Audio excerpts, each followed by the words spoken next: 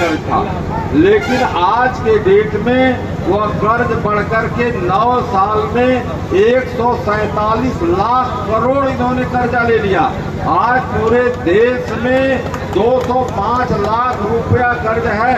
आपके हर परिवार पर, हर व्यक्ति पर 1.5 लाख रुपया कर्ज विदेशी है। आप सोचते होंगे कि हमने किसी का कर्ज नहीं लिया है, किसी से उधार नहीं लिया है, लेकिन मोदी जी ने आपके नाम पर इतना उधार ले लिया है कि आप 1.5 लाख रुपया प्रति व्यक्ति, हर घर का जो है कर्जदार है। वही मोदी जी जो 15 लाख रुपया आपको विदेशी जो पैसा हमारे देश का जमा था उसको भारत में ले आने और 15-15 लाख रुपया प्रति व्यक्ति के खाते में डालने की बात कही थी। हवाई चप्पल पहनने वाले को हवाई जहाज से उड़ाने की बात की थी। वही 1.5 लाख रुपया प्रति व्यक्ति जो है इस देश पर जो है कर्ज लाद दिया। आप बताइए 64 साल में 55 लाख करोड़ रुपया कर्ज हो रहा है और ये 9 साल में जो है 205 लाख करोड़ रुपया हो गया। कहते हैं कि हमने देश की बड़ी तरक्की किया, तुमने बगल से देशों से कर्जा लिया, हाथ मांग जोड़ा, भीख मांगा और इस देश को कर्जा से तोप दिया। तरक्की कौन सी कर दिया? कौन सी तरक्की कर दिया जरा बता दो।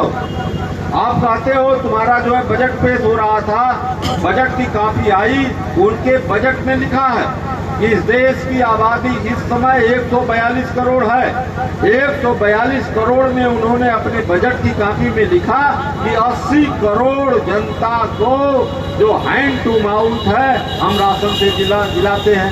तो आप बता दो 182 करोड़ में जब 80 करोड़ लोग हैंड टू माउथ हैं जो राशन पर जिंदा हैं, तो तुम्हारा देश कितनी तरक्की पर चला गया। तुम कैसे मुकाबला कर रहे हो अन्य देशों का? जापान का आप मुकाबला कर रहे हो, आप जो है मुकाबला कर रहे हो जो है अमेरिका का।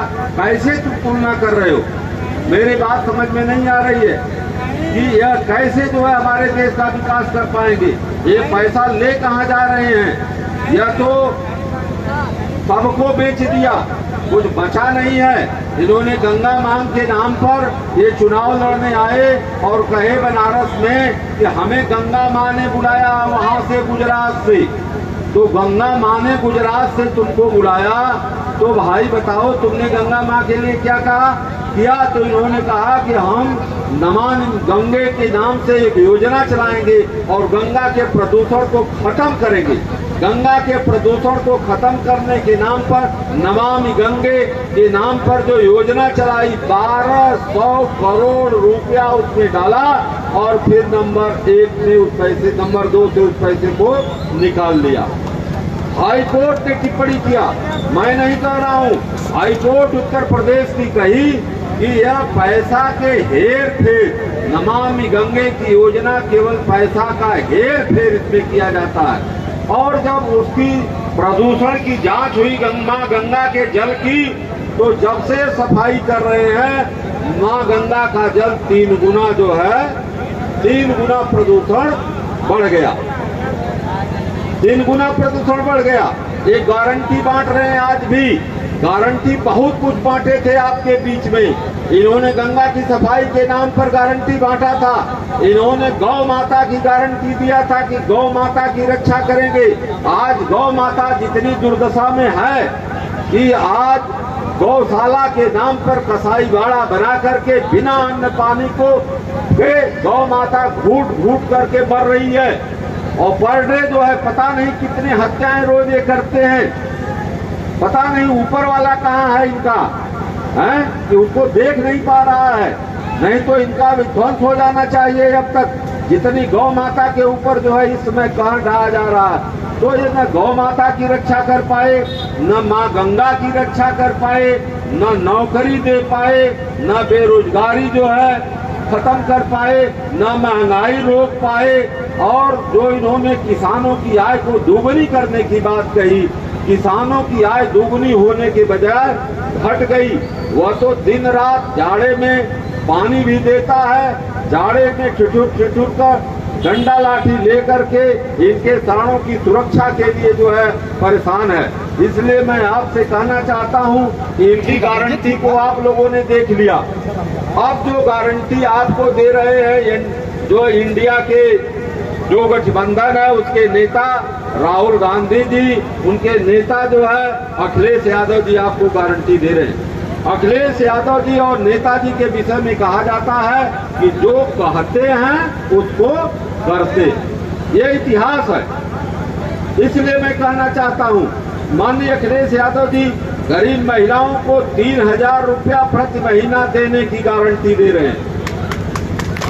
3,000 रुपया प्रत्येक महीना।